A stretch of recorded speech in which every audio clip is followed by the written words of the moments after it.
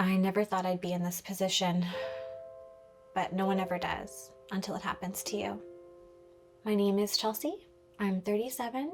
I'm a mother of 3, and I am a survivor of domestic violence.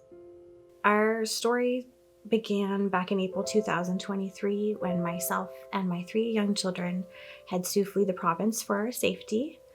We spent a year safely in another province surrounded by family and support.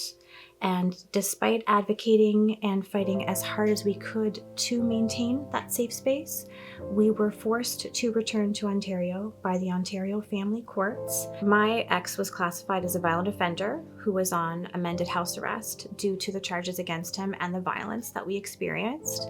He was refusing to pay child support. I was unable to work or use social supports while temporarily in the province as we were there for safety only. The court was fully aware of my financial situation, and they were also fully aware that if forced to return, we would be homeless.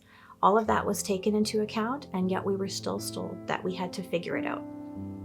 I remember vividly out in the freezing cold, no coats, nothing, sitting underneath a playground set with my children, terrified to go back home, desperately calling numbers only to be heard, "There's no space, we're sorry, we're completely full." And after 2 hours in the freezing cold, I was forced to return because there was nowhere for us to go. If I had been able to secure a space when I reached out a year prior to us finally leaving, that would have saved us a year of violence. I think a lot of people look at victims and their first thought is, well, why didn't you leave sooner? I don't think you realize that it is not a choice to stay in an unsafe situation. No one chooses to love someone or to be then hurt by the person that they loved. Luckily, we were put in contact with Halton Women's Place, who found space for us, opened up their doors to us, because otherwise we would have been on the street.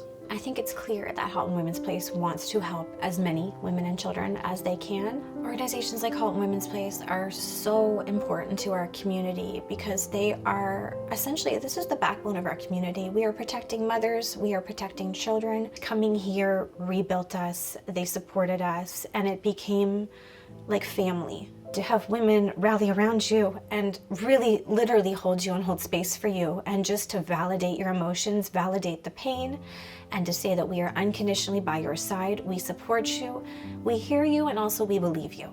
The truth of the matter is there are so many other women and children out there, much like my family, even in worse situations, and as time goes on, this is an epidemic with a mortality rate.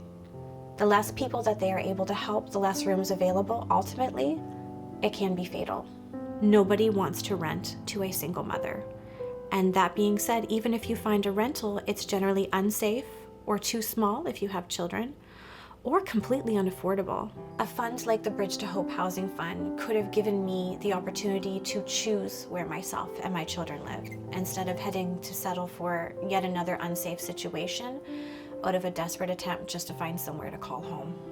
The Bridge to Hope Housing Fund is going to be instrumental in not only helping women and children find housing, but finding safe, adequate housing, as well as adding a much needed layer of stability.